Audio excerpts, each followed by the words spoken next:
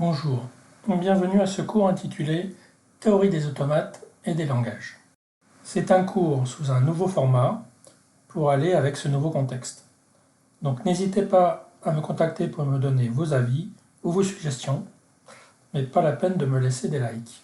Vous pouvez aller voir les ressources associées avec ce cours sur le Moodle, ainsi que sur le lien, l'URL, qui est affiché ci-dessous.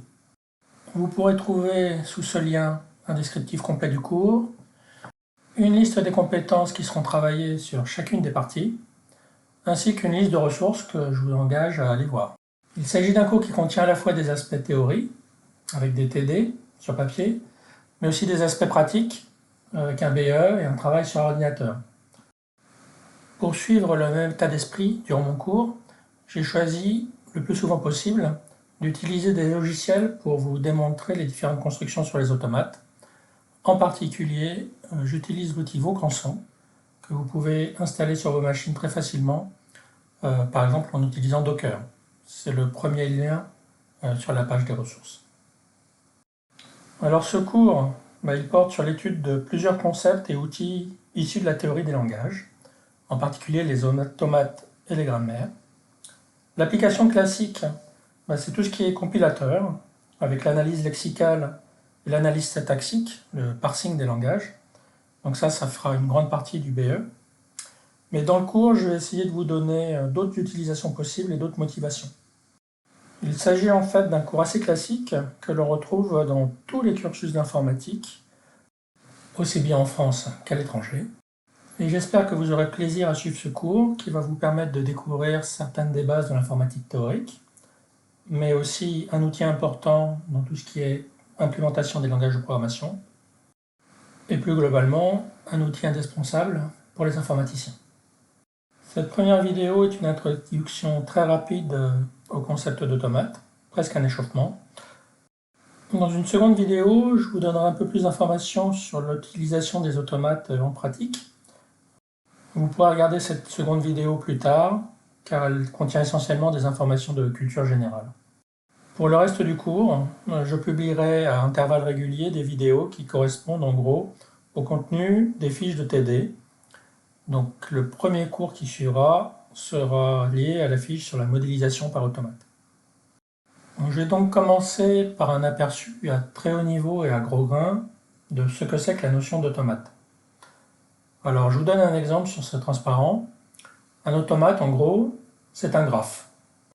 Un graphe dont les arêtes sont étiquetées, décorées par des lettres, dans cet exemple précis plutôt des mots ou des syllabes, et avec des nœuds, des sommets qui sont de formes différentes. Donc il va y avoir un ou des états initiaux, donc un sommet qui va être représenté par une flèche entrante, des états acceptants ou terminaux, qu'on dessine ici en utilisant deux ronds imbriqués. Et alors, qu'est-ce que cet automate est censé représenter? Eh bien, on peut suivre un chemin sur ce graphe en partant de l'état initial et lire les mots qu'on lit sur les arêtes. Donc cet automate, il contient et représente par exemple la phrase « nananana Batman » ou bien encore « nananana nanana Katamari Damacy ». Donc ici, on voit ce graphe, cet automate, comme un générateur de langage, un ensemble de mots qui correspondent exactement au chemin qu'on peut parcourir dans ce graphe en partant de l'état initial et en arrivant à l'état final en suivant les arêtes du graphe. Donc pour redevenir un peu plus sérieux, un automate à état fini, puisqu'on va avoir un nombre fini de sommets dans notre graphe, c'est un graphe orienté qui contient des états qu'on va numéroter pour les différencier et des transitions. Donc on parlera d'états plutôt que de sommets et de transitions plutôt que d'arêtes. Certains de ces états seront dits initiaux et d'autres seront dits finaux ou acceptants. Et on peut utiliser une notation graphique différente pour les distinguer. Alors ce graphe, il a un nombre fini de sommets, qu'on appelle les états. Il a au final aussi un nombre fini de symboles qui apparaissent sur les étiquettes, qu'on va appeler son alphabet. Alors traditionnellement, on utilise la lettre grecque majuscule sigma pour dénoter l'ensemble de ces symboles. Dans l'exemple qui apparaît sur ce transparent, L'alphabet de l'automate, c'est l'ensemble A, B. Et les mots qui correspondent à cet automate, ça va être des séquences de A et de B. On appelle cet ensemble de séquences possibles sigma étoile. Alors on retrouve différents noms possibles pour le même concept. Donc on parle d'automate à état fini, mais vous allez trouver aussi dans la littérature la notion de Finite State Automata, FSA. On va voir qu'il y a une différence entre les déterministes et les non-déterministes. Donc on retrouve généralement les notations DFA et NFA. On va parler de machine à état. Et dans d'autres communautés, on parlera aussi de Finite State Machine. Ces dénominations sont équivalentes. Elles dépendent parfois uniquement de la communauté qui les utilise ou du type d'application qu'on veut en faire. Donc les automates, c'est également un outil informatique. Et donc il existe plusieurs syntaxes pour pouvoir décrire un automate et les utiliser au sein d'outils. Dans ce transparent, je vous montre la syntaxe utilisée par l'outil Vaucanson, qui est en gros une table dans laquelle on peut décrire les transitions. Donc on voit qu'il y a une transition de l'état 0 à l'état 1 étiquetée par la lettre A. On retrouve ici le fait qu'un automate c'est un graphe et donc à la base une table de transition, c'est-à-dire une matrice. Ce que je vous ai décrit jusqu'à présent, c'est la syntaxe des automates, comment on les construit. L'objectif dans les transparents qui suivent, c'est de vous parler de la signification de ces automates. Qu'est-ce qu'ils veulent dire? On parle de sémantique. Dans le tout premier exemple de cette présentation, j'ai utilisé un automate comme un ensemble de mots. Alors on va dire que c'est un accepteur ou un reconnaisseur de mots. Vous allez voir, le principe est vraiment très simple. Le but ici, c'est de prolonger un peu l'intuition. Je vous donnerai des définitions un peu plus précises et plus formelles dans le cours suivant. Un moyen d'imaginer un automate, c'est de le voir comme une machine très simple qui ne contient qu'un seul registre et qui peut faire appel à une table, donc son automate, pour suivre les transitions possibles à partir de l'état courant. Donc c'est peut-être l'ordinateur le plus simple possible. Il a une mémoire de taille 1, quel est le numéro de l'état dans lequel je me trouve, et il a aussi accès à une mémoire fixe sur laquelle il ne peut pas écrire, qui est la table de transition de l'automate.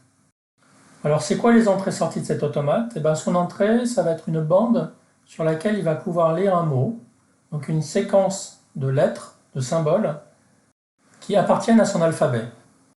Donc ici, je vais vous décrire le comportement de la machine quand on lit en entrée le mot AB, AB.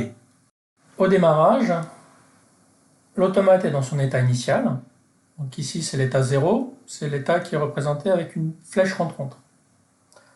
Depuis 0, il existe une transition qui est étiquetée par A. Donc je peux accepter de voir un A au début de mot.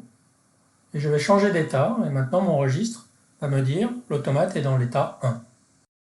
Je lis maintenant la deuxième lettre de mon mot. Je suis en position 2 sur mon ruban. Je suis dans l'état 1. Et bien dans cet état, je peux lire un B et je vais transitionner vers l'état 2. Cet état est final, puisqu'on voit qu'il y a une flèche qui sort. Mais il me reste encore des symboles dans le mot que je lis. Donc je vais continuer à calculer. Et je vais passer à la lettre suivante, qui est un A. Alors c'est encore le cas ici. Il n'y a qu'une seule possibilité depuis l'état 2, en lisant un A, c'est de retourner dans l'état 1, qu'on avait déjà visité avant. Finalement, je lis la quatrième et dernière lettre de mon mot, qui est un B. J'ai pu lire toutes les lettres de mon mot, et ma machine s'arrête sur un état qui est un état final ou acceptant. Et donc je vais dire que le mot ABAB est accepté par mon automate. Donc on va dire que le critère d'acceptation, dans ce cas-là, c'est de s'arrêter sur un état final. Si mon entrée, le mot qu'on m'a donné était plus court, et ça avait été ABA, ben là le mot n'aurait pas été accepté. Et donc on va dire que le mot ABA ne fait pas partie du langage de l'automate. Alors on voit qu'il va y avoir plusieurs catégories de mots. Il y a des mots qui vont nous amener à un état acceptant, donc on va dire que le run, la suite des calculs qui nous ont amenés dans un état en lisant le mot, est acceptant. Il existe aussi des runs qui sont non acceptants, mais il y a aussi un troisième cas possible, ce sont des runs qui sont bloquants. Ça peut être le cas s'il est possible d'atteindre un état dans l'automate à partir duquel un certain symbole de l'alphabet n'est lié à aucune transition sortante. Dans ces cas-là, on va dire que l'automate n'est pas complet. Alors, autre cas possible, notre définition d'automate n'exclut pas le cas où un état possède plusieurs transitions sortantes avec la même étiquette. C'est le cas dans l'état 4 de l'automate, qui est sur le transparent, pour lequel il y a deux transitions étiquetées A, une qui nous amène vers un état acceptant, 2, et l'autre vers un état non acceptant, 3. Et donc il est tout à fait possible d'avoir deux exécutions possibles de la même machine, du même automate, qui nous amènent à un résultat final différent, à des conclusions différentes. Dans ce cas-là, on va dire que l'automate est non déterministe. C'est-à-dire que le résultat final du calcul dépend d'un choix interne à l'automate. C'est en quelque sorte une forme d'ambiguïté. Le choix qui est fait, c'est de dire qu'un mot est accepté par l'automate s'il existe au moins un run acceptant. Donc on peut avoir plusieurs runs pour le même mot, certains qui bloquent, certains qui n'acceptent pas, mais il suffit d'un seul run acceptant pour que le mot soit reconnu par l'automate. Alors on peut se poser la question, est-ce qu'un automate qui est non déterministe est plus fort, permet de définir des ensembles plus généraux que les automates qui sont déterministes? Alors ça nous amène à discuter d'un nouveau concept, qui est le concept de complexité, et aussi à parler de la notion de classe de modèles. Donc il existerait des modèles de calcul qui sont plus généraux ou plus puissants que d'autres. Alors cette partie complexité, on ne va pas avoir le temps de la développer durant le cours, mais c'est un domaine très important de l'informatique théorique et de l'étude des algorithmes. Alors pour conclure cette introduction sur la notion d'automate, je voudrais creuser un peu plus cette idée de différence entre déterminisme et non-déterminisme, en imaginant un modèle de calcul, une machine un peu plus compliquée, qui serait une machine qui possède plusieurs têtes de lecture, plusieurs registres, au lieu d'un seul. On va quand même imaginer une machine qui fonctionne avec des ressources finies, et on suppose qu'il y a autant de registres, autant de têtes, qu'il y a d'états dans l'automate. Donc dans cette machine, qui a l'air beaucoup plus puissante, c'est facile de faire plusieurs runs en parallèle. Il suffit d'utiliser autant de registres que nécessaire pour garder la liste des états qui sont accessibles en lisant le mot. Alors un des résultats de base qu'on démontre dans le cours, c'est qu'en fait les deux modèles, automate déterministe et non déterministe, sont équivalents en expressivité, même si, on va le voir, il y a une différence sur la taille et la complexité de la représentation, c'est-à-dire des cas dans lesquels la représentation d'un automate non déterministe peut être beaucoup plus petite que la taille d'un automate déterministe équivalent. Ça introduit l'idée qu'il existe une différence entre une complexité en espace, en consommation mémoire, et une complexité en temps de calcul. On peut également imaginer des modèles de calcul intermédiaires entre déterministes et non déterministes. On peut trouver la notion d'automate non ambigu qui correspondent à des automates dans lesquels chaque mot acceptant a au plus un run acceptant. Et on pourra voir que ça a aussi des implications sur la complexité de plusieurs problèmes. En conclusion, on a vu qu'un automate, c'est une machine à accepter des mots. Et donc on peut associer à un automate ce qu'on appelle un langage. C'est l'ensemble des mots qu'il peut accepter. Inversement, on va montrer dans le cours qu'on peut voir aussi les automates comme des machines à générer des mots.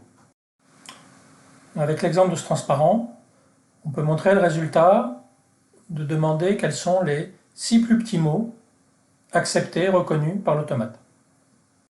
Plus généralement, en informatique, quand on a un outil, une machine qui est capable d'accepter ou de reconnaître des éléments d'une certaine structure, dans le cas des automates, ce sont des mots sur un alphabet, on peut facilement obtenir à partir de cela un langage de requête c'est-à-dire un mécanisme qui permet d'interroger une base de données et d'extraire de l'information d'un ensemble de données. C'est le rôle que va jouer les expressions régulières, qui font aussi partie du contenu du cours suivant.